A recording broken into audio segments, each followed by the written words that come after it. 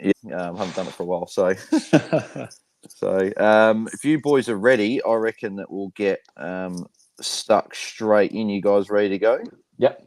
Good to go. Yep, far away. Sweet. All right, I'll do the usual 3 seconds of dead air space, and then we'll go. All right, beautiful. Live on YouTube as well. All right.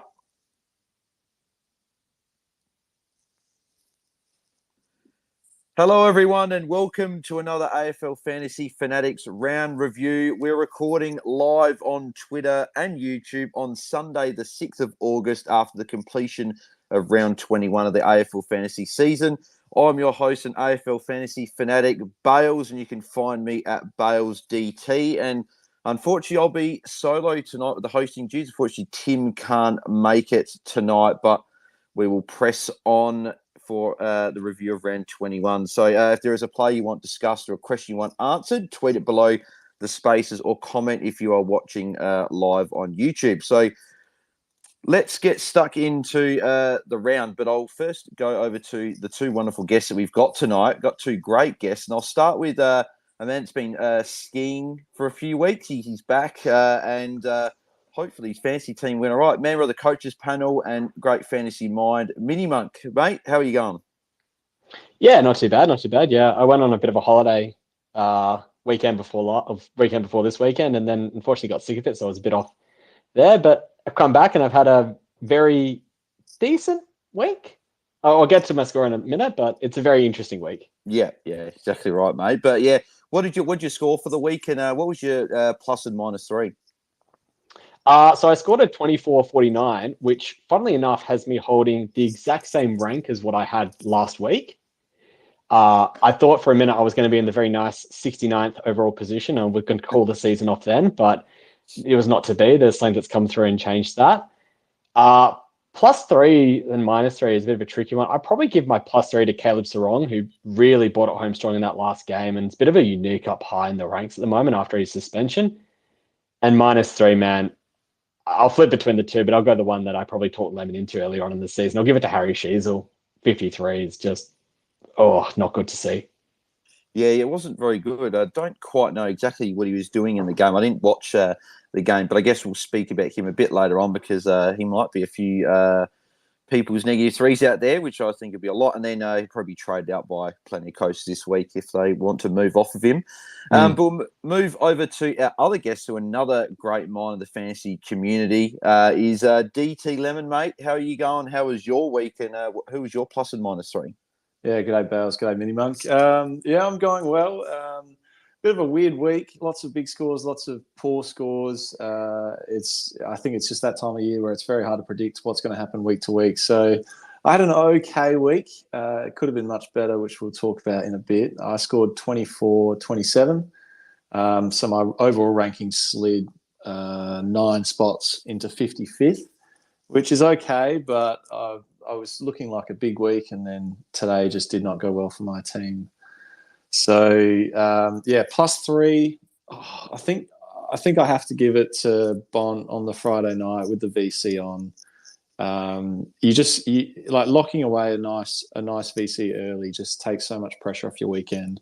So I think for me that was great to have that in the bag, and I definitely needed a good VC this week because I had a few stinkers on the field.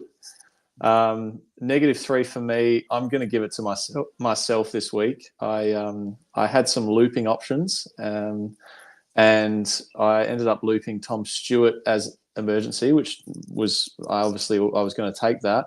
My other option was Harry Sheasel. I could have had him off the ground, and I could have had Luke Jackson on field instead. So that was ended up being a 96-point swing, 94-point swing. I can't even do the math, but it was bad. It was bad. So yeah, not happy with that. 96 points it cost me. Yeah, bugger. How many points are splitting between you and MiniMonk now? Do any of you boys know how? Because also only about 14, 15 spots between you two. Just doing some quick mental maths. It is 42 points between the two of us at the moment. Wow, I need a bit bigger buffer than that, I think. Yeah, and to put it in perspective, that would have been half if I'd actually gone through with the Bontempelli VC as well. Unfortunately, I had to settle for Merritt as my captain this week. Yeah, Okay, yeah. I did a bit similar as well. And so my week, Lemon, you picked me by 6 points. I got a 24-21, which wasn't too bad. A few coaches sort of scored under the 2,400. So I'm not too disappointed with that. That had me at a round rank of 4,924. So again, it's not too bad. Top 5,000 for the week's not awful. Moved me up to 2582. So I think that put me up, I think it's about 124 spots. So at least it's another sort of green arrow. We're moving in the right direction, moving towards the top 2,000, but couldn't quite crack it this week. Plus a -3. Oh, well, I would love to give it to Bont because he's been such a great pick for mine for the year, but I wasn't able to enjoy that Friday night game when I was with Jake when watching the game, so I didn't have the VC on him. I'll probably give my +3 to, I think, James Sicily. I think the 160, he was fantastic. I didn't get to watch much of this game. I was on my way back from the Crows game and having to do a few bits and pieces. But looking at that score ticking over, huge first quarter and just continued it throughout the game for a massive one. I can't even remember what he had in terms of, what was it, disposals. He had, 37 touch and 19 marks. So huge game from him. -3. I've got to give it to, I think there's one obvious one here. Bloody Jack Steele. He's pretty much cost my season when I brought him in round 8 or round 7, whenever it was, after he got that 120. And he started looking good last few weeks, and then he puts out that stinker. I didn't get to watch Giants this game, so we'll be able to discuss him when we get to that game. But I'll be interested to see exactly what sort of role he was playing, because I couldn't really see him. He was a bit like the Invisible Man. So unfortunate for Jack Steele and everyone that owns him out there. So we'll move to the AFL Fantasy Content Creators Cup. So the AFL Fantasy Content Creators Cup is proudly brought to you by Infinite Wealth, helping you reach your financial goals faster, where winning coaches will get $5,000 for their favourite charity. Reminded that there is also something special for every fantasy coach. Head across to infinitewealth.com.au/AFL Fantasy to claim your free 5-module online learning program, the Fast Track to Freedom. There's been plenty of people in the community getting involved in that. MiniMonk, Lemon, have you boys got involved in that yet or at all? It's been on my to-do list. I've been doing some financial stuff with the partner the last few months, so maybe we should give that one a crack as well. Yeah, Lemon? Oh, I haven't yet. I should get onto it though, so might have to jump on. Yeah, I feel bad. I haven't quite done it yet, but I'm looking at doing that once this fantasy season is over, when I've got a bit more free time. But exactly, make sure, if you guys are listening, get involved in that. And also, Tim will be hosting a webinar on Tuesday, this Tuesday, the 8th of August at 6 p.m. Australian Western Standard Time, which is 8 p.m. Australian Eastern Standard Time. So head over to go.infinitewealth.com.au/low AUG23. So I'm going to post that link in the Twitter space comments. For anyone that's listening on the pod, I'll quickly repeat that for you, and anyone that's on the YouTube video, I'll repeat that as well. So it's go.infinitewealth.com.au/low-AUG23. So make sure you guys get involved in that. So so let's get involved. Actually, go over to the Content Creators Cup before we get into the game. So there was 2 semi-finals this week. Junk Time Janitors from the Break-In Polls up against Louis from the Pod, and Louis got the job done by 116 points, 2,416 to 2,300. So Louis moves on to face Mitch from the Ball Boys. So that'll be a very, very good matchup. Very intrigued to see who can take that one out. And the Nathan, the Overmullets, was up against Stato from Pod, and Nathan got the job done as well by 98. No, was that? No, hang on. I've got to try and work that in my head.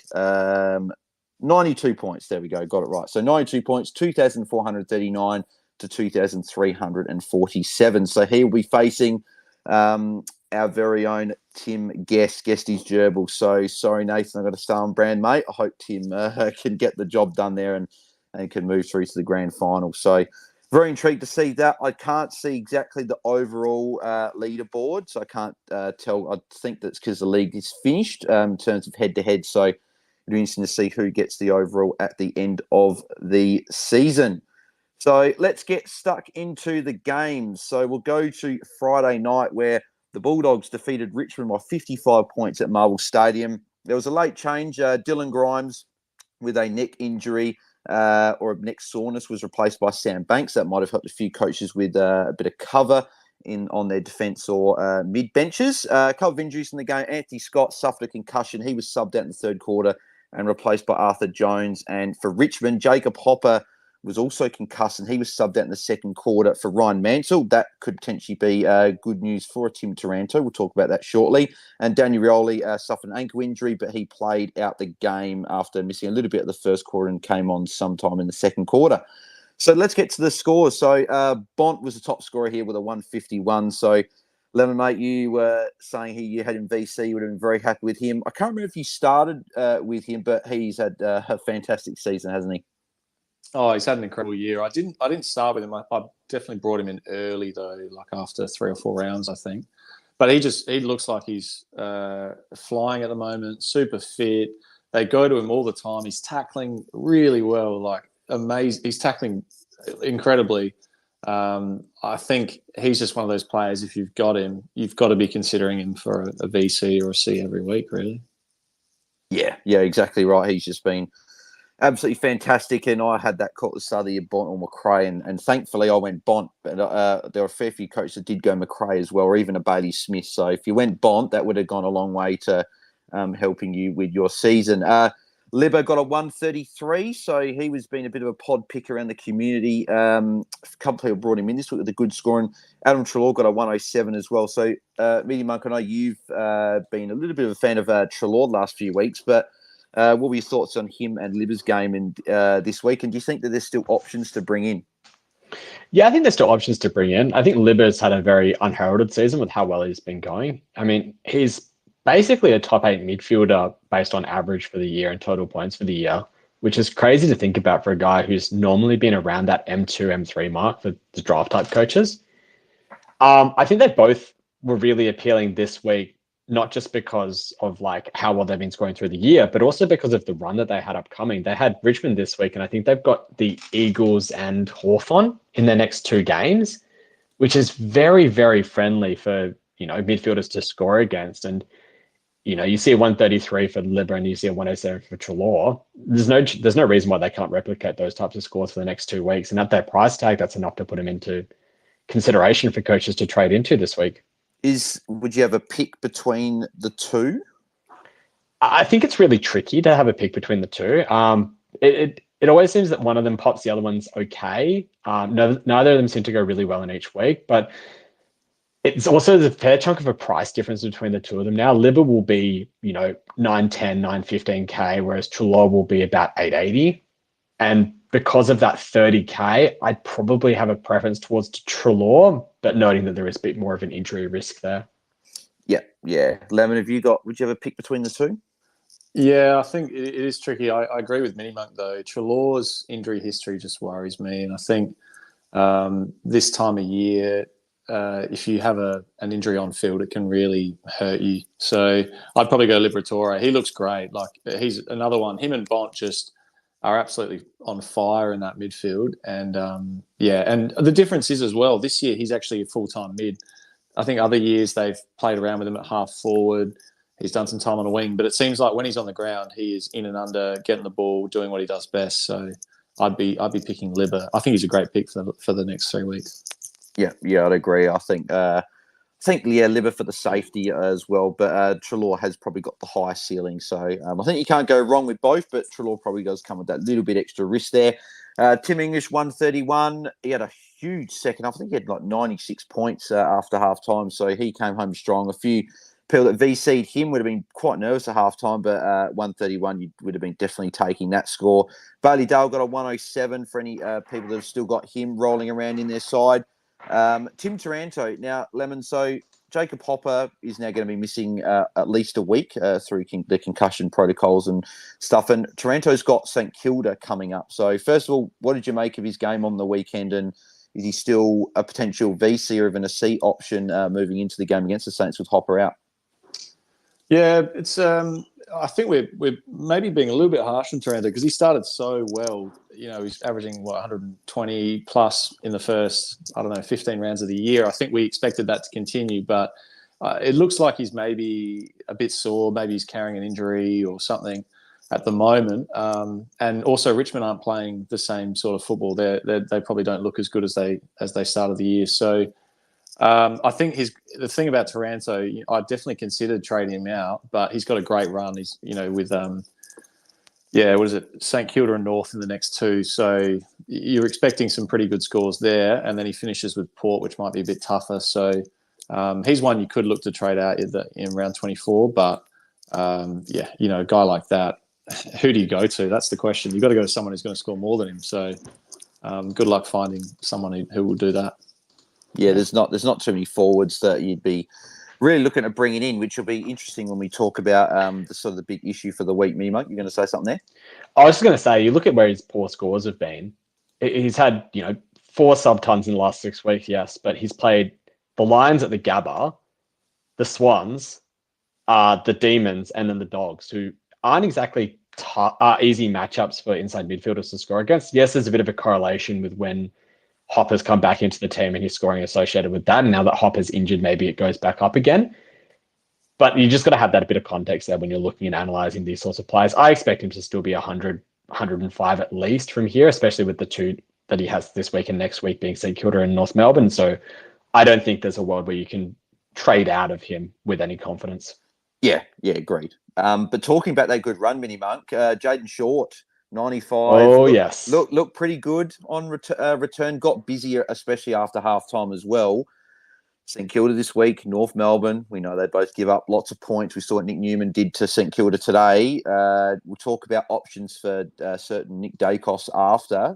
But is Jaden Short going to be one that you'd be interested in?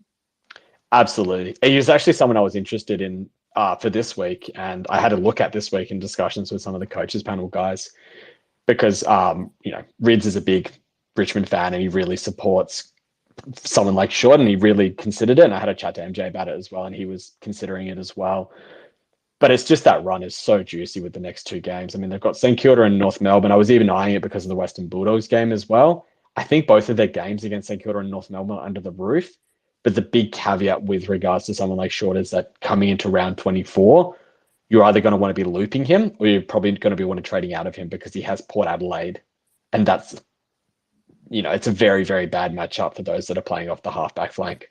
Yeah, exactly right. And a very good call there. He's definitely going to be one that a lot of coaches are looking at, and I'll be definitely looking at him. I know Jake, shout out to another mate from SA here. We went out for dinner to watch the game, and he brought Short in for Nick Daicos this week, Winnability. So that actually worked out really well. Not bad. Him. So wow, that's a big trade. Yeah, so shout out to Jake, very good trade there. With a couple of other players here, Jack McRae got a 90 as well, and Caleb Daniel got an 83. So sort of not small potato. Yeah, small potato. Unfortunately, not putting up. I think he started pretty well. I think he was on over 50 points at halftime, if I'm not mistaken. Then he ended up having a really bad second half. So, but yeah, Yeah, I think he was on about 50. He had 2 goals in the first quarter, which helped a lot. And look, he did enough for me to be looped onto my field, so I can't complain at that. Yeah. So, but yeah, there might not be. That you're probably going to hold him for a couple of weeks with the 2 matchups, but I'm not sure if are either of you guys bringing either of those guys in or. I could see an argument for trading into McRae. I don't think you could build an argument for trading into Caleb Daniel. And the reason being is that McRae is a proven guy who has the ceiling potential, whereas I don't think Daniel has a ceiling that's much above 110, 115. And when you're trying to go for those sorts of pod players at this stage of the year, you need to have someone who can really pop big. And if McRae, gets off the chain in a couple of those matchups that we have coming up, you have the potential for a 130, 140 score in your hands, which could be the difference between, rank 200 and rank 150. Yeah. Beautiful. All right, we'll move on to the Essendon and West Coast game. So Essendon defeated West Coast by 1 point at Marvel Stadium, a very close game. There wasn't any injuries, but Alan Davey Jr. replaced Jai Caldwell at 3/4 time, and Greg Clark replaced Jack Williams in the 4th quarter. So not too many players to discuss in this game here, but Zach Merritt, 128. So me and MiniMonk, as we said, both had him VC. And 128, not a bad, good score. But obviously, when you look at the 151 from Bont the night before, it's not as good compared to what it could have been. And Darcy Parish got a 113 on debut for myself and plenty of other coaches there. So I still think it's a good option with North coming up this week here. Liam Duggan got a 96. So if anyone out there is still looking at him as a potential pod option, you could potentially go there, sort of plugging away. And then Elijah Sardis made his debut and got a 65. So unfortunately, it's ruined him for a starting pick for us next year, but didn't look too bad on debut as well. So do you boys want to touch on any of those four players there at all before we move on? I think you go, 11. It's all yours. Yeah, I think Merritt and Parish, if you don't have them, definite targets this week because they've got the nice North Melbourne matchup. Duggan, for me, I think we can see with West Coast, the defenders just chip around and they have a great time. So, I'd be happy to jump onto Duggan. I think he was playing a little bit through the midfield as well. So he's basically just given the license to hunt the ball. You could maybe move a Daicos to a Duggan if you wanted. I'm not sure what they've got in terms of matchups for the rest of the year, but it might be okay. It might be a play. Minimum. Yeah, I really think that Parish and Merritt were good buys this week. And we talk about playing the fixtures. West Coast into North Melbourne a couple of weeks in a row is pretty good. I'm not sure I'd really go after any of the Essendon defenders. Duggan, maybe, but Freo aren't the easiest matchups for defenders to go against either. So I don't know. I think Merritt and Parish, if you don't own them, would be pretty high targets. Yeah. And that was my fault. I probably should have said Lemon, what are your thoughts? And then gone MiniMonk. So apologies for that, everyone. But we'll move on to the Adelaide and Gold Coast game. So I was at this game. So Adelaide defeated Gold Coast by 28 points, Adelaide Oval. Bit of a scrappy sort of game. Sort of Gold Coast getting into the Crows players a fair bit, which I was sitting there shouting from over the fence, having a go at some of the players. But there you go. Injuries in this game. Chase Jones was with a foot injury, was subbed out in the third quarter and replaced by Rory Sloane, who scored 57 points in just over a quarter of football. So he's pretty good still at scoring fantasy points is Rory there. And for Gold Coast, unfortunately, bit of a bad injury there. I didn't actually see it on the replay, but Will Power, a pretty serious leg injury. Not sure if it's an ACL or anything like that, but he was replaced by James Cheetahs. He was ruled out, but James Cheetahs replaced Elijah Hollins in the third quarter. So, yeah, so not very good there for Will Power. But in terms of the scorers, Matt Crouch with a 120, so he went big. MiniMonk, is there a world where he's an option for coach to bring in at a cheap price, or is it are you not sure what his scoring is going to be like with Rory Laird and Jordan Dawson sort of in that midfield with him? I mean, we've seen his scoring with Jordan Dawson and Rory Laird in the midfield, the last 2 weeks? And he's been scoring pretty well. So I don't think that that's the issue. I think it's the issue is he a sub-risk and is he in the best 22? And I don't think he's a sub-risk, and I think he is pretty firmly entrenched in the best 22. And look, the other thing you've got to look at is what's that round 24 matchup that he's got? He's got the Eagles in that last game of the year.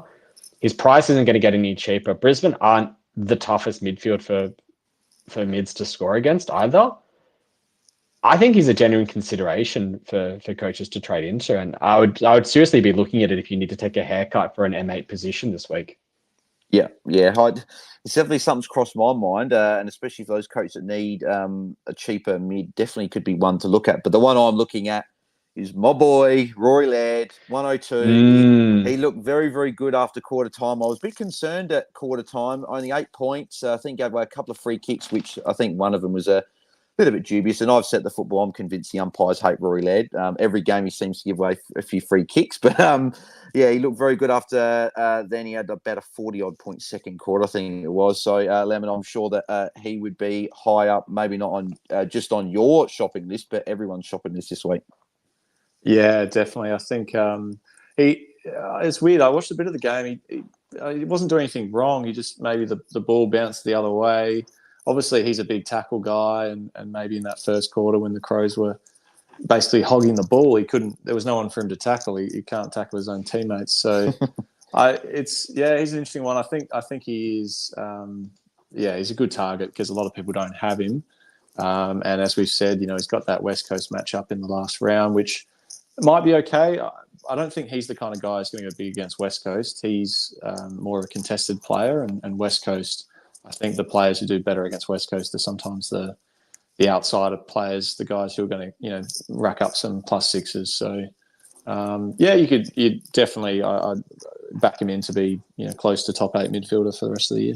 Yeah, the one thing I will say about Laird against the Eagles, I know every stat about Rory Laird. Everyone knows this. He went 124 against Adelaide against West Coast earlier this year. He got a 139 in the preseason. He went both times over 120 against the Eagles last year. So sort of getting fairly involved against the Eagles. So you're going to own him, I think, before that game. But yeah, and it's probably not a bad thing he actually went a bit lower with a 102 because I don't think he's going to be a heavily targeted player from that. People are probably going to go for, if you don't have Bont, Merritt, Parrish, other defenders with Daicos. But I think Laird is definitely, if you can get on him, I think he could be a good option on the run home. Yeah. I wish he just went a couple of points less because I think I've done the math beforehand because he was my planned midfield upgrade this week, and I think I'm going to fall short by about 2 or 3K, unfortunately. Oh no! Yeah, hopefully you don't, mate. Maybe Lemon hopes you fall short so he can stay in front of you. But hopefully you can get it done there. But John Dawson got a 98. I actually thought he's a bit quiet, so I was a bit surprised he got to his 98 in the end, but. Still, he's fine. Everyone's got him, and you're not trading him out, obviously. So 98 was fine. Sam Flanders, 94. Lemon, is there still a world where coaches can look at bringing him in, or is the sort of what are your thoughts with going him? Yeah, I was really impressed with Flanders. He just spreads so well, tackles so well, and his role was great. So it's just he's basically just again allowed to do whatever he wants, chase the ball and then spread, get the +6s. They use him. Yeah, I think he's a play. I think the reason I haven't gotten on him yet is just because of the matchups. He's got Sydney in Sydney, and then he's got Carlton, who can be quite hard to score against. So, it's a tough one. He's probably F6 at the moment. So, you could definitely bring him in. But I'm just still, I'd love to see a little bit more before I brought him into my team. Yeah. I'm personally probably not going to look at him with the matchups, the tough matchups, but coach want to go there, as you say. I think he's probably that 6th forward, if not 7 or 8. So he's definitely going to be around the mark. James Borlase, what a debut! 90 points, went at 100% disposal efficiency, and I dare say, surely he's got to get the Rising Star Award for this week. I can't imagine anyone else would get it over him, but we'll have to see. But he was very good. I'm still kicking myself. I did this, and a few coaches also made this mistake. I know that Bindi, who's listening in, unfortunately, we both made the same mistake, mate. We had a Chester emergency in our midfields and couldn't put Daicos on our bench to sort of loop him, so we had to play Daicos on field over Borlase, which was a 53-point turnaround. So it didn't actually cost, I didn't lose any. It didn't cost me anything, but I lost 50 points I could have gained. So just a little bit of a unfortunate one there. But I didn't think Daicos is obviously going to get injured and get such a low score, but we'll talk about him shortly. And Noah Anderson, 84. So one of your boys, MiniMonk, Nando there, 84. I can't remember if you got off of him this week, but if you didn't, are you looking to get off and would you be advising other coaches to be maybe jumping off, or what are your thoughts then moving forward? Yeah, he was one of my boys until this week, and I did trade out of him. Did actually looking specifically at his matchups for the next 3 weeks, being Adelaide, Sydney, and Carlton, who are relatively restrictive teams. I don't think there's an argument now where he's not an urgent trade out. I don't think. I also don't think he's someone that you're trading into, but I would still be eyeing off that round 24 matchup against North Melbourne. As Lemon said before, West Coast Eagles and North Melbourne are type of teams that will leak players who play on the outside and players who get forward a lot. And Nando is someone who works really hard on the outside, and he has been known to push forward and be able to kick goals as well. So I think there's an argument both ways, but I'd also be considering him as a round 24 trade-in. Yeah, I'd agree with that as well. Beautiful. Move on to the twilight game from Saturday. So a bit of an upset here. Hawthorn defeating Collingwood by 32 points at the MCG. So a few injuries out of this game. So Nathan Murphy with a foot injury, he'll be out for a couple of weeks there. Apparently, Tom Mitchell did a quad. I thought it was a tactical sub, but he was listed on the injury report post-game with a quad. So if anyone has got him, I can't imagine anyone has with the subs, but for draft, that's probably going to hurt a few people. Adams went off late. I didn't see exactly what happened, but I know that he went off with a bit of an injury, so it's one to watch there. But the huge one is Nick Daicos. So he copped a fair bit of battering throughout the game, and obviously tagged by McGuinness, but he has a hairline fracture on his knee, so he'll be out for up to 6 weeks. And people saying that it's going to be that's really a generous timeline, so he might sort of struggle to get back for really the first few finals, and might have to be like a prelim if Collingwood gets sort of that far. So it'll be interesting to see what happens with him, but he'll be have to be traded out by all of us. So we'll talk about options for him after. But yeah, and then the subs was Cam McKenzie replaced Seamus Mitchell in the third quarter. I think he had a finger injury, and then Oleg Markov replaced Tom Mitchell in the third quarter as well. So scores in this game, Sicily. James Sicily went 160. Huge game, Lemon there. So not sure if you're an owner, mate, but if you aren't, he's got the Dogs at UTAS. Is he going to be a target for many coaches out there, I'd imagine? Yeah, huge target. So I brought him in 2 weeks ago for his 95, and I was a little bit underwhelmed. And then this week, I mean, that's why you want him in your team, particularly when he plays the Dogs. That could be another big one as well. So, yeah, he's just got the perfect role back there. He can intercept, he can play loose, he can chip around. He even comes up to the contest sometimes. And they just look incredible when he's doing that as well. Like they look like a completely different team when he is allowed to run around. So the only thing we need to watch out for with him is a bit of attention, but I don't think the Dogs will probably send someone to him. It's tough to tell with these things. Yeah, the only person I could imagine that they'd send to him would be like an Anthony Scott. Like I think I don't know if they've done that before, but that he'd be the only one I can think of. But he did play the Dogs down at UTAS last year and ran 23. If a lot of people remember that one, for 151 points. So yeah, he could do something pretty similar if he doesn't get any attention. And hopefully James Blank stays in the side like he did this week. And hopefully Sam Frost is back, because that'll be even better for Sicily. So, but he was huge. Will Day, 106. So he was really good. MiniMonk. I'm an owner, and a few people owners out there.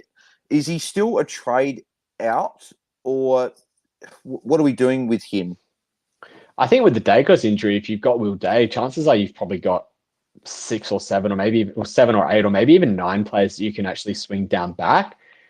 So I think it's actually a case of you trade Daicos, you swing Day down back, and you just play him at D6, because he's not that far off of the pack in terms of how his scoring's been.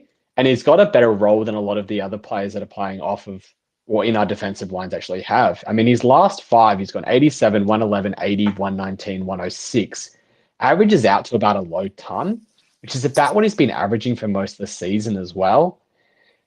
I don't think there's any reason to jump off of him. I don't think there's any reason to jump on him. I think it's just to sit tight and play the matchups. Maybe consider jumping off of him, against in round 23 with the matchup against Melbourne. But there's every chance he just holds at D6 for the rest of the year for you.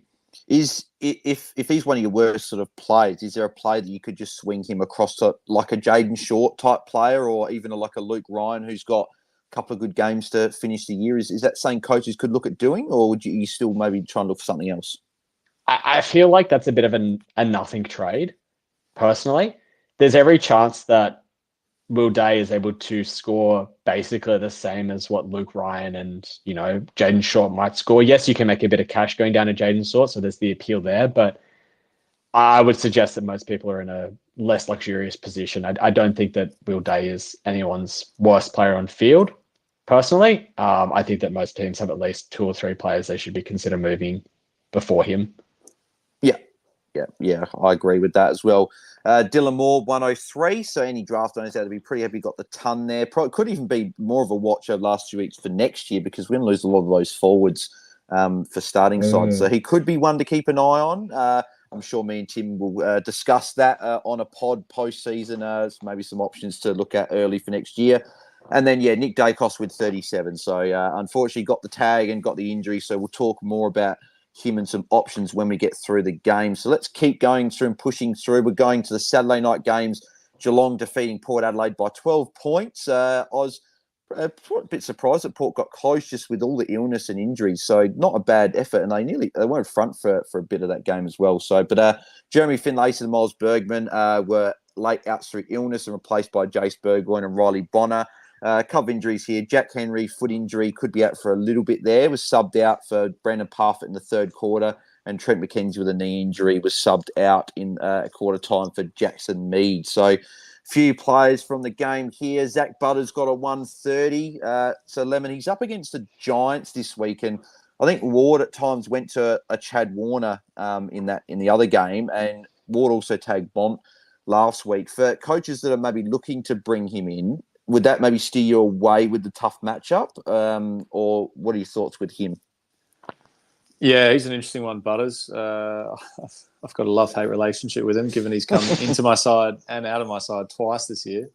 Oh my gosh! But yeah, he looks a lot better now. He looks like he's getting over that, or he's completely over that injury that he was carrying. He was moving really well, getting around the ground, 6 tackles, so he was in and under. I think he's definitely in that conversation for F6, F5 maybe. So the matchup, if he gets attention, it's going to be tough. It's they might send that to Rosie instead, and he does play them at home, so it might not be too bad. I think I'd probably consider bringing him in again this week. So we'll see how we go. Yeah, because that's something I'm looking at, like a Darcy Cameron to a Butters. But I'm a bit nervous about the matchup and the potential attention, so I'm not sure if I'm going to do that. But MiniMonk. He's a tricky one because yes, he's got the bad matchup this week, but his matchup for the next 2 aren't as bad. And look, he's a player that's shown that he's in that top 6 marker, and players have their bad games. We saw that from someone like Dunkley today or Daicos yesterday as well. But if it's on his day, he has the potential to put 130 on your head, which is very scary. Yeah, he was fantastic. Messi got 117, so he was once again a very high scorer. It's funny, he's had some big scores since this whole Messi thing's come out, which is quite amusing. So any draft owners would be very, very happy with him pumping out these scores. Connor Rosie got a 109, so that's is that 11 hundreds in a row now? Or is that? I think it's 11, yeah. Yeah, so because I know that he had I know DC was saying on Wednesday that he's got the most hundreds in a row in the AFL. So I'm just tallying it up here. So it's 5 at 11. I believe he's currently tied at the moment because I believe that Sarong is also on a run of 11. Okay, so it'll be interesting to see who can keep it up. But yeah, Rosie, 11 tons in a row has been fantastic. And most people have got him, but if you don't, you can still try and find a way to get him in. Jason Francis got 100, so I just want to say it's his first career tons. So congrats to him on that one there. Tom Stewart. So I'm just going to say I was doing the watch on last night, and a few people in the chat. I was stressing in a way just because I'd bore Lace on the bench and I considered benching Stewart for him. But with Stewart, he's that one player that he could be on 10 points midway through the second quarter, and he'll still find a way to get a 120 or get a good score. So he was on 22 at halftime, and he ended up on a 94. So he just continues to get it done. And he's got some pretty good matchups now on the horizon. He had the Freo and Port double sort of tough matchups, but now he's got Collingwood at the MCG, who just gave 160 points to James Sicily. Then he's got St Kilda at Marvel. Then he's got the Dogs down at GMHBA in the final game. So if you don't have him, a lot of people do, but if you don't, I think he's a pretty good target. And if you've got him, we'd obviously be holding. So Mitch Duncan got an 85 there as well. For any coaches got him, probably still a bit nervous owning a guy like Duncan, just with the ability to be a late out or an injury or rested or anything like that. So I'd probably trade if you've got him. And then Dan Houston had a really poor game here with only a 46. Tough matchup, but not too great. So Lemon, any comments on any of the other players I just mentioned there at all? No, I think you covered it pretty well. Yeah, the Tom Stewart's run, and I guess you could put Mitch Duncan into that as well. They've got a great 3 weeks now. So if you don't own either of them, I still don't trust Mitch Duncan's body. But if you do trust it, I think you could jump on either of them for the next 3 weeks. Yeah. MiniMonk, any comments on any of those players there at all? Yeah. Duncan, as Lemon said, it's so hard to justify bringing in because he's got calves made of cheese.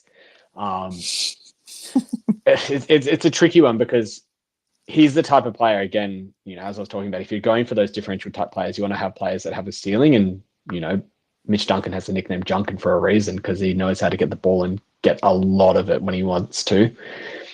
I think if you're going to bring him in, though, I would feel a bit more confident bringing him in round 23 against St Kilda into the round 24 matchup against the Dogs rather than this week against Collingwood. I'd probably want to see it once more and make sure that he actually has the role, because he's been playing off that half-back line the last few weeks and he hasn't been scoring at the levels that would put him close enough to a top 6 defender, but it's one to monitor. Yeah, be a bit nervous with Duncan, but it could be a play in the last couple of weeks. We'll move on to the other game at the same time as this. I was doing my watch along for this. It's a pretty good game, actually, besides the conditions, and Sydney just couldn't miss. But Giants were defeated by Sydney by 11 points at Giants Stadium there. Sydney, I think it was like 12 straight, I think they got to, and then Mills, who I'm not a big fan of at the moment, missed. So, but late change, Finn Callan was out through soreness. That screwed my draft side, so he was replaced by Isaac Cumming, and then the subs, Riccardi was replaced by Ryan Angwin in the third quarter, and Logan McDonald was replaced by Dylan Stevens 3/4 time. So a few players from here. So Tom Green, Lemon, 141 is he's got Port this week. Maybe not exactly the week to look at bringing him in, but is he a target you might look at in the last couple of weeks of the season? Yeah, massive game for him. I think Sydney. I think good game, but he does have a really tough run. So he's got Port, then he's got Essendon, which might be okay. Then he finishes with Carlton. So I think a guy like that, you probably want to bring them in for 3 weeks, and they're not great matchups. I don't see him going 140 every week with those matchups. So I'd probably avoid. But hey, if you want someone unique, that will definitely be unique. Yeah.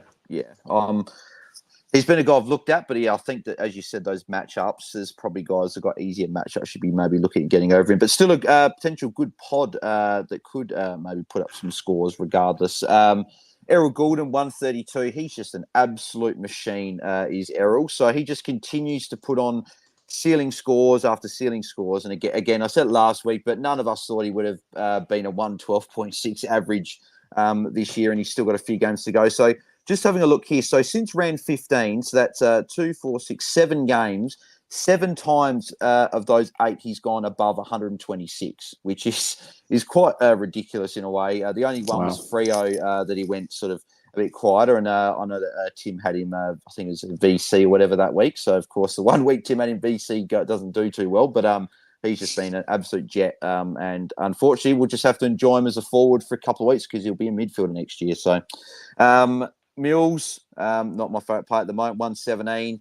A lot of people jumped off him this week at 117. He only had the 6 CBAs, but it sort of just fell to him in this game. A few marks there, got a lot of tackles. I don't think anyone would have traded Daicos over Mills. So if you did, then you certainly could see into the future, because I couldn't have really felt good about trading Daicos over Mills. But he went good, 117. Kieran Briggs, 114 as well. He just continues to get it done. So a lot of people did move off, but you still got him. He's doing his thing and doing all right. Cogs got a 90, so a bit quiet for Cogs, but he's still got his 90 score, so not too bad there. Lockie Whitfield, 77, a bit quiet there, but a bit of a tough game, and also the conditions didn't suit him. And then Harry Himmelberg, 73, and Josh Kelly, 71. So a couple of low scores there. If you boys have got any of Whitfield or Josh Kelly or Harry Himmelberg, Monkey, you moving off of any of those 3 with that tough run coming up? Yeah, I think so.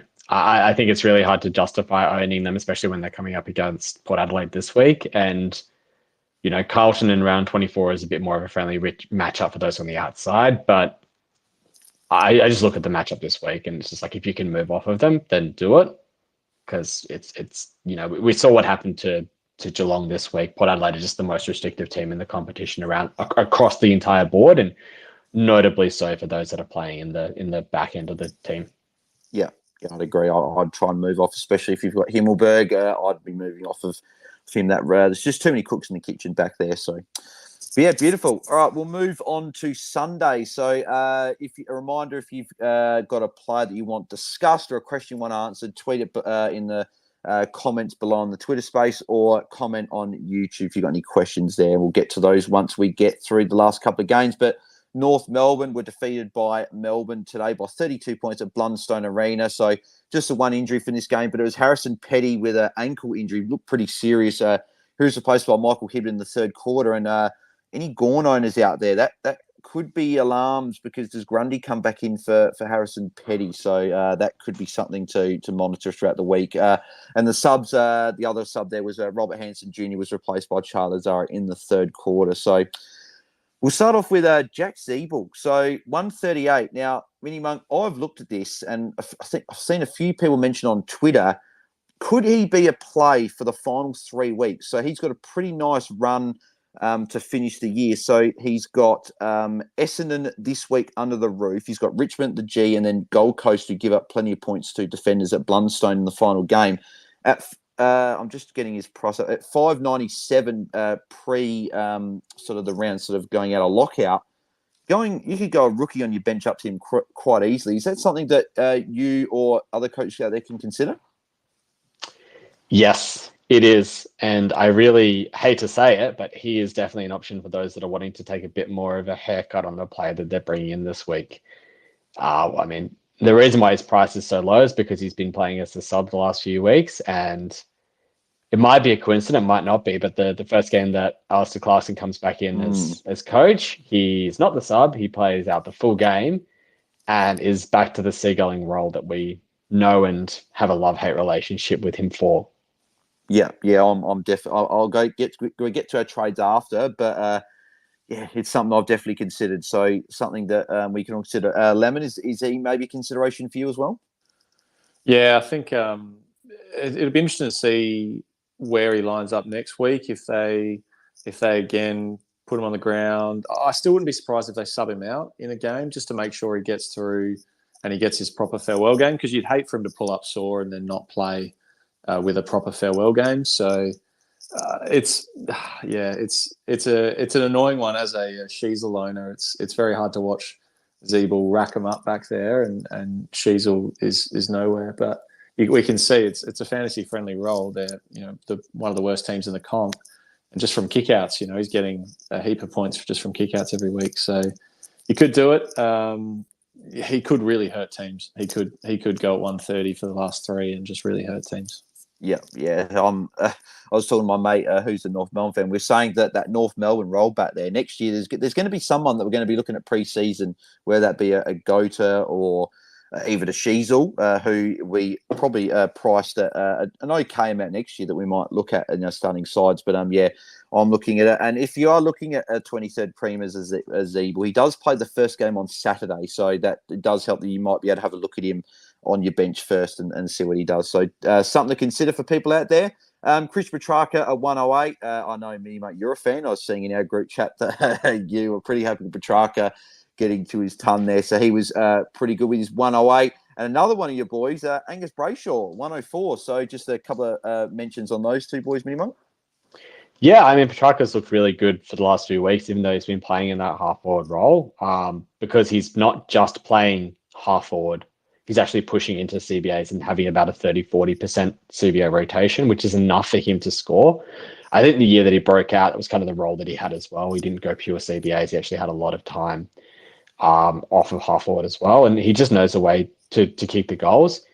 The only thing I would be flagging with someone like him, and also I think the same applies for Angus Brayshaw, is their run starts to get a bit trickier for inside midfielders from here on. They have Carlton this week, who's very difficult, but then the last two are, Hawthorn, very friendly matchup for inside mids, Sydney, bit of a 50-50. I think Petrarca is one that I have has been close enough to a top 8 mid, if not inside of the top 8 midfield from here, that I'd still be comfortable enough trading into him. I'm not sure I'd be trading into Angus Brayshaw, and I'm even thinking about potentially trading out of him this week. Yeah, and certain Clayton Oliver will be back this week as well. That's another thing to sort of add into the mix for that midfield. But I think all of us will be hoping Petrarca plays enough forward over the last few weeks to get forward status, because we're not going to have too many forwards next year. So, but Matt's gone 97 as well, a little bit down than what he has been, and maybe those coaches jumped off Marshall. Cost you a few points this week, but I think he'll be fine moving forward. He's got As mentioned before, he's got Carlton this week, so he could go all right. Then he's got Hawthorn and then Sydney. So a couple of decent enough matchups there. So should be okay. LDU 82. Watching the game, I think we probably just a bit unlucky in the end. Gave 3 free kicks away, which isn't normally something LDU normally does. I remember one of them was I thought it was holding the ball against Gorn, and they gave it for in the back. But I don't think it was in the back, but that's all right. Doesn't matter what I think. So yeah, could have easily been 100. So I think he'll be okay. And then Lemon, you mentioned before about Harry Sheezer with the 53. So I didn't watch too much of this game, but I don't know if you watched that much of it. But what was his role, and is he a consideration for you to trade out this week? Yeah, I think this was something that I when Zeeble came in, they didn't actually drop a defender, so it looked bad from teams. If they're naming 8-9 defenders, it's a good indication that Sheezel's probably going to play up the ground a little bit or rotate through the forward line on the midfield. So I did see him up the ground a lot, half forward, midfield a little bit, and obviously Zeeble was playing that distributor role. So as you said before, the good thing with North Melbourne is they play the first game on the Saturday this week. So what I'll be doing is probably getting a look at him. If I like the score, I'll loop him on the ground. If I don't, I'll maybe change my trades to try and get someone in that spot. So yeah, it's a tough one. I think we all know what he can do, but the role will change with him, particularly with Zeeble on the side. Yeah, so could be definitely a consideration for a lot of people to trade out if they've got him. Moving to the other another high-scoring game, which seems to be the weekly thing with St Kilda, but St Kilda were defeated by Carlton by 19 points at Marvel Stadium, unfortunately killing my tipping season. We had double points round, and I was a little bit behind trying to catch up. I would have gone up into the top 4 in my league with that, but unfortunately St Kilda lost. So whether people actually care about my tipping comp, you got told about it anyway, so there you go. But the subs in this game, Mateus Philippou was replaced by Liam Stockett in the third quarter, and Lockie Fogarty was replaced by Ed Curnow very, very late in the fourth quarter. So going to some scores here, Mason Wood top scored for the game with 153. So any draft coach out there will be very, very happy, might have got you through to a semi or a prelim or whatever in your draft league. So good for Mason Wood for that. Nick Newman, 139. So he was brought in by a couple. I know Nathan from Hat Chat brought him in this week. And I think DC did the same thing as well, and a few other people did. So 139, huge score for him. So you'd be very happy you brought him in. Brad Crouch, 126 MiniMonk. So he scored 0 points in the last quarter. I know that you're not in the group chat, you weren't the biggest fan of Crouch throughout the day, but what are your thoughts with him moving forward? You'd still be holding him, I think, for another week with Richmond, but could you see him for being a season-long hold for the last few weeks, or is he still a guy that maybe match-up dependent and you might move him on maybe with a round to go? He's a tricky one. He managed to score 0 in the last quarter and still outscore Jack Steele, which puts it into a bit of perspective as to how those two went in that last quarter. I think if you own him, there's an argument. I think you probably just got to hold because you've probably got bigger issues in your team at this point. But I don't think you'd be trading into him. I think it's just as simple as that. I think there's a lot of players that fit this category at the moment and makes it tricky. But yeah, I think that's how I'd have it. Yeah. I wouldn't be trading into him. I was looking to trade him out a couple of weeks ago, but off the back of 133, 126, probably not moving him on, but could be someone I move in the final round or something for if I want a better matchup or something like that. Ryan Marshall, 116. So I know Tim had him captain this week. So 116 was pretty good because he wasn't able to loop Zach Merritt's score. So I probably should have said Tim's score actually before. So apologies to Tim for not saying he scored. Actually, he might not want me to say his score actually because it wasn't too good. So I reckon I'll leave it and let Tim sort of save face there because unfortunately not the best week for the Gerbils, but he did have the buy in the Content Creators Cup, so I don't think it's too bad. But he got a 22.90, so a couple of things didn't quite go his way this week, but hopefully he gets the job done. The Content Creators Cup gets the win there. Sam Doherty, 112, was pretty good as well, playing pretty much in the midfield. Just trying to get the CBAs up on my phone here for Doc. So CBAs for the game, he had 9 of a possible 22. So, yeah, sort of 50-50. Played on the wing a bit as well. So, pretty good score there. And still a pretty good option, which we'll talk about when we get to the Daicos chat. George Hilt, 105 for any coach out there that have had him as maybe a sort of a 23rd sort of primo-ish player or have got him on the field. 105, be very happy with that. Jack Cinco had a very quiet second half with, I think he only had about 32 points. So only end up on an 83 there. But he'll be hopefully fine moving forward against Richmond this week. Gavin, Wayne Miller, unfortunately didn't have a huge game. Had a good last quarter to get to the 74, but with a bit of a quiet game from him. But Carlton are a tough matchup. Winhager, 64. So if you still got him, I think he is a trade. But the one I want to chat about, Lemon, is Jack Steele, 59 points. Watching this game, I couldn't exactly tell what he was doing. I don't know if he looked like he's going to crypt at times and sort of just don't know what he's doing. Is he a trade out after that performance, or Richmond this week, do you maybe keep him for another week? What are your thoughts with him? Yeah, it's interesting because going into this week, I think Carlton was the hardest matchup for inside mids. So I was actually thinking that would impact Brad Crouch more than Jack Steele. So to see those scores, Brad Crouch dominating and Jack Steele struggling, I wouldn't be trading. I think that's just that's a bad game against a tough matchup. And his run looks okay for the rest of the year. So I'd back that in as maybe a bit of an anomaly.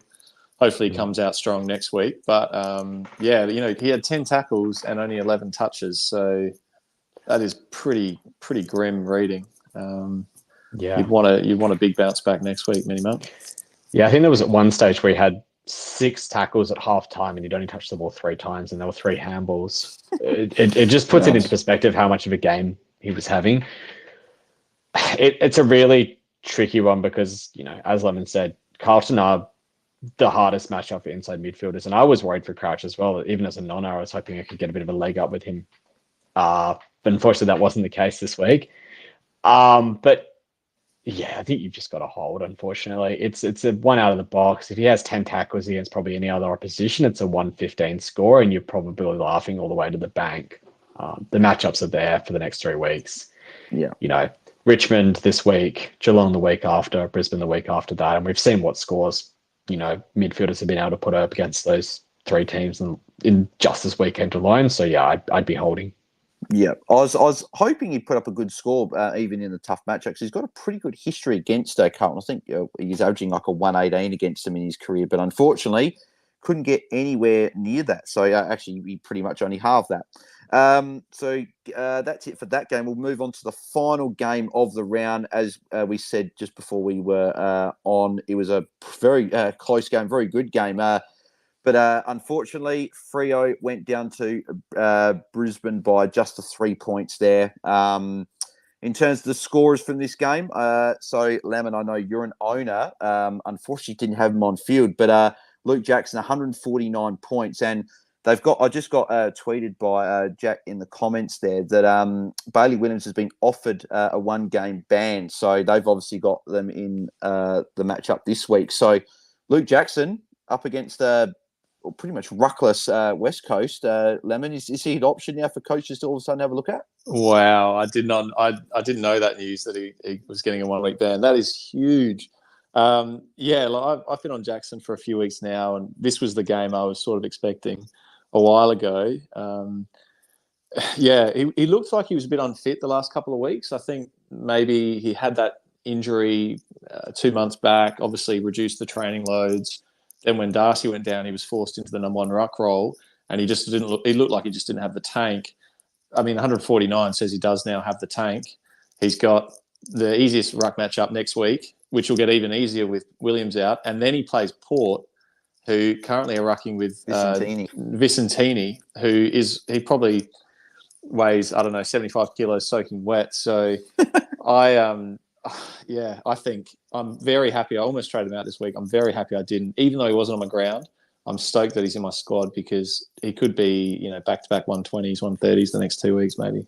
Yeah, definitely one to consider, that's for sure, this week. Caleb Sarong went very well, as MiniMonk was saying before with his +3. The 125 was everywhere. Brayshaw got a 106 as well in the midfield free. And then also Hayden Young playing midfield today. You got a 119. So, MiniMonk, just on sort of those three, what are your thoughts on them? And even just maybe a quick side note on with Hayden Young in the midfield, and could even potentially be an option maybe to bring back in this year, playing the midfield, or potentially even an option next year? I'll start with the other two, and Brayshaw and Sarong. I mean, they've been a 1-2 punch all year. I think I mentioned it just before. Sarong's had 11 punts in a row, unfortunately split by the week that he had off due to his suspension. And he's been one of the most consistent midfielders all year. And Brayshaw had a low time this week, but they're both, in my eyes, and this might be a little bit of fair bias coming through, but I think they're both top 8 mids for the year. Hayden Young is definitely the more interesting one of the three because they've experimented with him in the CBAs at different points during the year, and at times it's worked and at times it hasn't. And I think he's finally figured out how to actually play that role a bit better in that CBA rotation. I think against Brisbane, they tried pushing him up the ground a little bit more, had him off the wing. They tried it a bit earlier against GWS when the game was pretty much dead and buried. And then they've really brought it in the last few weeks, and it's actually been at the expense of Jaeger O'Meara. And this week especially, he had the role where he was spending a lot of time standing next to Neil and then even actually standing next to Dunkley for a bit, which is an interesting one because it's like he's being made to be held accountable for a player the entire time, but he still has the ability to run off and get his own football, which is what you really want to see in players to actually, that tag, I guess, to be able to build a big score. I think there's an argument that you could trade into him, especially at his price tag. But I think the bigger thing is a massive watch for next year because we've seen these types of players that get experimented time in the midfield towards the end of a season that hold through the preseason. They get to refine their craft and then be able to attack the next year with it. You only have to look back to Callum Mills, Jordan Dawson, Will Day as examples of players that have done that. Yeah. And that is what I'd be really looking for. So I think he's one that you kind of put into your black book and you put a big red circle around and say monitor preseason. Yeah, even a Rory Laird was did something similar. It's another great example when he went into the midfield. So there you go. Of course, I had to mention Laird again in the contract. But yeah, the CBAs. Brayshaw, Jackson had 23 apiece, and then you had Sarong 21. Then Young was 20, and then you had O'Meara 7. Then you had a few sort of sprinkling from Switkowski and Johnson there. So definitely one to monitor, and could be someone that you could look at bringing into your side. A few other scores in this game here. Lockie Neal got a 104, which looked like he was tracking pretty bad sort of midway through the second quarter, got going later in the game, had a pretty good last quarter as well with 38 points to get his ton. So a few people jumped off him this week, which is unfortunate, but for those owners that still held through, 104 was very nice there. Josh Dunkley had a bit of a quiet game, only 81 points, but I will say that in the couple of times he was stuck on the bench for pretty much 10 minutes a couple of times. So only 75% game time. I'm not sure if that was some management thing or he just got genuinely stuck on the bench, but that's a bad game and I'm sure he'll respond. Hopefully not too well against the Crows this week. I want the Crows to keep their finals hopes alive, but yeah, you're not trading out and you're probably still looking at him as a target. I think he's still someone that you can look at. And go. Dales, I got a question for you. Yep. Do you think Keys tags Neil this week? I do, yes. I think they did it early in the year and it worked. The Crows won, and I just see it happening again. I think it'll be one of those ones where Keys may start at half forward and just run straight to Neil and then follow him round. But definitely, I think that will happen again. Okay. It'll be maybe like a Laird will go to him at stoppages, and then maybe Keys will follow him round and push up as that fourth mid. But I reckon that's what will happen. We'll have to see. I think the interesting thing on that one is that the big difference between now and the previous time they played is that you've now got Matt Crouch in the team. So I was going to say, just about to say that. Yeah, they've got the three mids already. If you put Keys in around the stoppages on Neil, then where does Matt Crouch go? Or where does Rory Laird go? So I think it'll be interesting. I suspect they'll probably go head to head with Rory Laird, and then let Neil run around the ground. Maybe someone will look at him around the ground.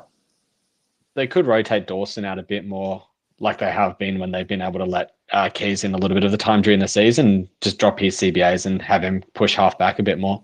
Maybe, but again, it'd be an interesting one to monitor what communication comes through from the club this week, because they've been pretty... I'd say they've been relatively transparent about when they've been sending attention to players with with Keys, and I would be shocked if Neil starts to get off the chain and they don't send Keys to him. Yeah, definitely be one to watch, that's for sure. But that's the games there. So we won't be able to do too many questions. We've probably gone for a little bit longer, but there's been definitely some great nuggets and chat here. But the big issue that we'll discuss, and this will answer pretty much a lot of people's questions, is Nick Daicos. So he's been ruled out for up to 6 weeks, as mentioned before. And unfortunately, also had a look at his price because lockout has lifted. He's gone down 71K this week. He's got a break even 173, but obviously he's not going to play again this season. But unfortunately, you're not going to get as much value, but still 894 is still plenty of money. So, boys, I'll go to Lemon first. We'll go through some defender options, then we'll maybe touch on a few maybe mids and forwards that maybe coaches look at if they've got that DPP.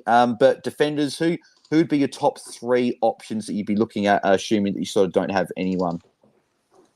Yeah, I think all of the the big names. If you don't have a Jordan Dawson or a Doherty or a Sinclair or a Sicily, I'd probably say Sicily is the one there out of those. If you don't have them, but also the guy that I'm probably looking at in defence is Nick Newman. I think he's the last 5 games he's going at 114. He's that distributor coming out of half-back. He's looked pretty good in the role, and they've got a pretty good run of matches. And Doherty moving more in the midfield as well. Yeah, helped. Doherty won't be moving back there anytime soon, I don't think. So he's probably one to consider if you can. Yeah, I think you make 50, 60K if you take Daicos to him. So that might be a decent play as well. Yep. MiniMonk, any sort of other options? Maybe your top 3 of maybe removing those sort of top ones in like your Sicily, Sinclair, Dawson, Doherty, because they'd probably be on. If you don't have those, you're probably looking at them. Who'd be your 3 that you'd be looking at besides those 4? Yeah, I think there has to be a serious conversation about Jaden Short, especially with his next 2 matchups and his price with respect to everyone else. And then I'd really be looking at, trying to play the fixtures for the other players that I'm bringing in. I think someone like Newman's a good option. I think I would be considering, Duncan and Stewart. We did talk about Duncan not having, as much. He has a bit more body concerns compared to Stewart, but I think that he has the explosiveness and the ceiling. And with their matchups to end the season, I think he's a pretty good bet. And then if you're wanting to really take a flyer, then someone like Zeeble has to be considered, because when he has that seagulling role, he can just rack up the ball, and there's a potential that he can go 130 from here until the rest of the season. I think those three are 3 that you should consider. Yeah, there's plenty of options with him being so expensive, so you can sort of go in all different ways. I like the Jaden Short play with the 2 easy matchups, and yeah, if you do need so much more cash, then Zeeble is one I like, but hopefully you might have enough cash that maybe you can have Zeeble as like a 23rd sort of premium on your bench. But there's plenty of good options there. In terms of like mids, so if I'm one of these coaches I've got a Doherty in my mid, and I've been rolling a Dawson through there. A few people have got a Will Day. So if you're in that sort of probably luxury position, you'd be able to bring in a premium midfielder. So, Minimo, what are some of those big midfielders that you'd be targeting? Yeah, I think the one that I think it's actually your boy that I'd be targeting the most. I think Laird is probably at the top of my list at the moment, alongside Parrish and Merritt. I think those 3 are the 3 that I'd be targeting. Yeah, well, spoiler that would be one of my trades will be. So obviously, I've got to bring in Laird as soon as I can. Lemon, what are any midfielders you'd be looking at targeting if you can maybe go Daicos to a midfielder? Yeah, I think Laird's not a bad option. I reckon Parrish would be the one, though, with North Melbourne this week.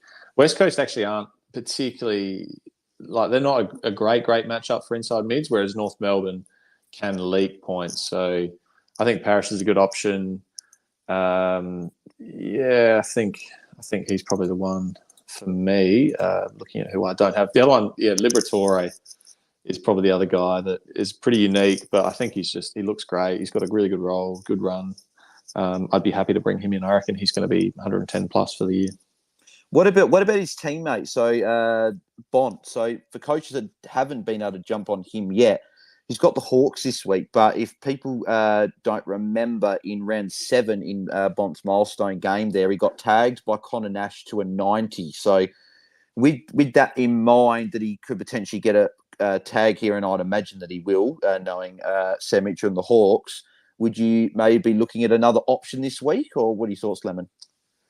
Yeah, I think Nash he's definitely been doing roles like that in the last few weeks as well. So I'm sure that'll happen. How effective it is, I guess, is the question. You know, Bont is in Brownlow form at the moment, so if you don't have him, I'd probably be happy and you've got the cash, I'd probably be happy to bring him in. But if you're a bit strapped for cash and you can do other things with it, you could look to someone a bit cheaper and then spread your cash somewhere else.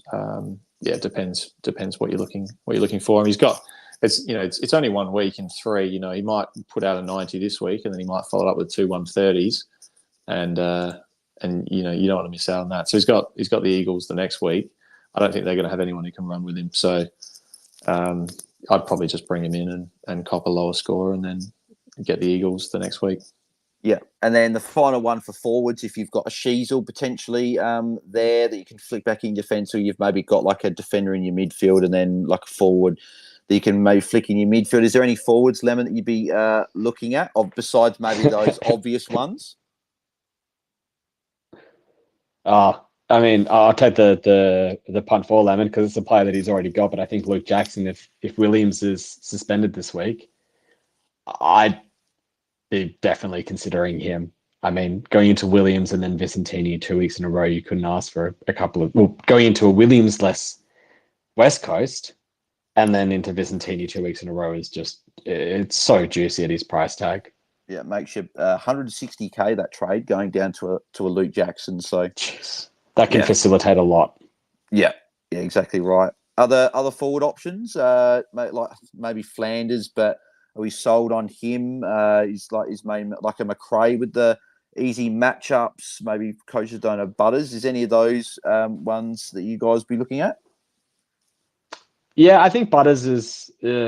I like Butters. I always have I can understand why some people have some aversion to him, so I'm not sold that he's a must-have. I think Flanders is an interesting one because of the fact that Tuke Miller wasn't there this week. The matchups are okay, especially that round 24 one, but we don't exactly know what his role is going to be 100% when Tuke Miller comes back into the team. We don't know if he's going to get those continued CBAs that he has been starting to get, and we saw a small bump in his CBAs this week, but I don't think that'll hold through. I think it's very tricky to go there now at his price tag. I think if you're wanting to go for a bit more of a punt type behavior, someone that you could really look at is, I don't know, going on someone like Tex Walker early and trying to loop through them, or, you know, maybe another key forward like someone like Charlie Curnow, who's been doing pretty well, even as a key forward. I know this week he wasn't too great, but Saints aren't great for it. And the same as what we had with the defenders, I think Jack Siebel at his price tag. You know? Yes, yeah. He's a 600K forward. Yeah. I mean, I hate to chirp on about it, but the fact is that for someone who's in that 600K bracket, he's probably got the highest ceiling. Yeah, agreed. Any other options that, Lemon, you'd be looking at maybe that we haven't touched on from the forwards, or even if you want to go back to a defender or mid that we might have not have touched on? Is there anyone else we haven't covered? No, I think MiniMonk's covered it really well. I think, as crazy as it sounds, I probably will be considering Zach Butters for the 3rd time this year. So he looks good, and he's got 2 games at Adelaide Oval, GWS and Richmond, and then he's got Freo at Optus, and he just looked like he was moving well, spreading. Port should be better next week as well, I guess, if they get a few players back from this illness that's going through the club. So his role's been great all year. There's a reason MiniMonk likes him, because he just had a really good role, inside midfield role. So if he's fit, he should be a 100+ guy. Yeah. MiniMonk, anyone that we haven't touched on? No, I think that's the majority of the targets that I'd be looking at this week. I mean, you want to take a punt on some players at this time of the year if you're trying to make up rank, and I think that means you're looking for those more pod options, and just do your research and have a look at it. I know there's great resources in DFS Australia's matchup charts. There's Cal Scale of Hardness where you can have a look at those matchups as well. and have a look at what changes are coming to teams as well. I mean, Lemon mentioned it before about Sheasel, how he was playing off of, he wasn't playing off of halfback this week. He was more in that midfield type of role and then pushing forward at times and role as well. And we know that he doesn't score quite as well when he's in that type of role. So it's for him and for someone like Sicily with Blank, it's just worthwhile knowing how a team's structure is going to adjust and what a player's role is going to be based off of who comes in and who goes out of a team. Yeah, beautiful. Great advice. Great advice there from you boys. We'll have to cut it there. We've been going for a fair while, so apologies that we couldn't get to any of the questions, but hopefully we answered it with the Daicos checks. I can see a lot of them are about Nick Daicos and that. So I think that will be all. Just going through here. So, Lemon, mate, what are your early trades, or what are your thoughts about what you might do with your trades this week?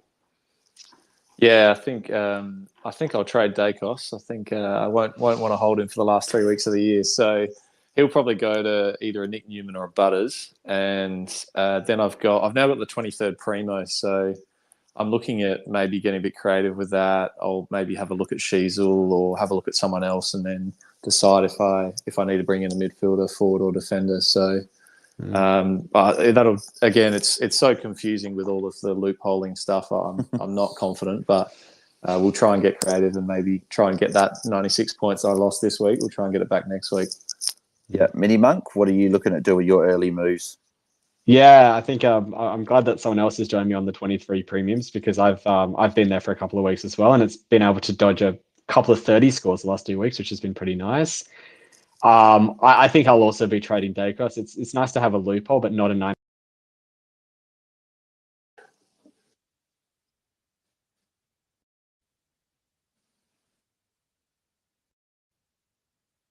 In my team because I can facilitate the trades of what I'm wanting to do with basically any other premium in my team. And I think the trades that I'm going to be pulling is bringing in Luke Jackson and probably Rory Laird this week. Yeah, beautiful. And at this stage, Daicos to Laird is as locked as you can get for a trade. That's already done. And then I'll be going either a Chesser to Zeeb on my bench. I think I can just afford that, or I might look at just going Darcy Cameron across to Luke Jackson. They're the two moves. That's probably the tough decision for the week for me that I've got to make. So I'll have a look at that. But boys, appreciate you guys jumping on. Great chatting to you both as always. Lemon, mate, where can the people find you on the socials, and what do you got going on the last couple of weeks of the season? Yeah, thanks for having me on, Bales. Always good to chat with you and MiniMonk as well. You can find me on Twitter at lemon_DT, and yeah, jump on and hit me up with some questions or have a look. The last 3 weeks, I'll just be hopefully trying to hang on for a hat, maybe trying to push into the top 10, but that is getting harder and harder. And more importantly, just trying to beat MiniMonk at this point. That's my biggest goal. So if I can stay in front of him, I'll be doing well. Any potential? Maybe that's why I'm going Jackson so that I can match you and try and pick up another points of difference. Yeah, I might have to start keeping my trade secret from you, mate. Don't want you just matching me. So any of course not. Potential Twitter spaces with Bindi, mate, come up over the last couple of weeks of the season? Yeah, potentially. I think we love talking strategy, and strategy this time of the year is pretty simple. You just got to try and pick the guys with the good matchups and get points on field, and cash gen doesn't mean much, but yeah, we might see if we can organise another one before the end of the year, and maybe help people win a few of their league finals, or maybe sneak into the top 100, as long as it's not at the expense of me. So, yeah. Beautiful. Thanks, mate. Love your work and Binny's work as well. So thanks, Lemon, for jumping on. MiniMonk, mate, where can the people find you, and what do you got going on the coaches panel the last few weeks? Yeah, so you can find me on Twitter at MiniMonk10, and hopefully back on the coaches panel this week after a couple of weeks hiatus. I know that Rids was giving me a bit of a hard time on the pod about that. Yeah. And you can hopefully try and find me trying to catch DT Lemon in the rankings, and if not, trying to slip one spot from my current rank of 68th to get the elusive hat.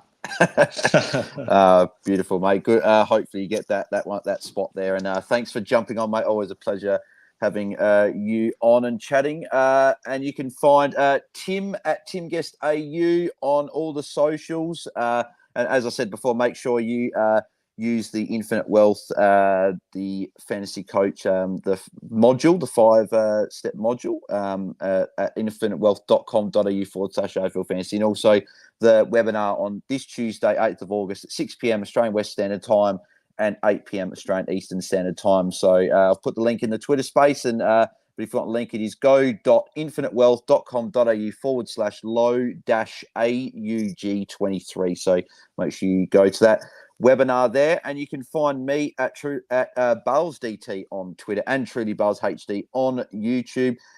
Thank you everyone for joining us, and particularly those that did send in the questions. Apologies we couldn't answer the individual ones, but hopefully we answered those with all the discussion there. You can send your questions to us on Twitter, and please give us a follow at AFL Fantasy Fans. If we can hit 2,000 followers by the end of the year, that'd be incredible. We're on 1,635 currently, so appreciate everyone's support so far this season. Don't forget to tune in each week after the final siren of the round for live Twitter space at 2 p.m. No, not 2 p.m. 7:30. Oh no, hang on. Pre-lockout chat at 2 p.m. No, hang on. What's Tim written here? There's different notes here. I'm stuffing up the outro. The end the round at 7:30 Eastern, which is 5:30 p.m. Per time, and for the pre-lockout chat at 4 p.m. Australian West Standard Time and 6 p.m. Eastern Standard Time. So there we go. We finally got it out there. Apologies for the stuff up the end there, but and remember you can listen to these spaces on the AFL Fantasy Fanatics podcast or wherever you get your podcast. Please subscribe to the podcast and give us a 5-star rating and review. We've got the one review there. If you can leave a review there and maybe just give us some feedback on how you've enjoyed the podcast, that'd be very much appreciated. And thanks everyone. Best of luck with your research and trades. We'll catch you again at the same time next week. See ya.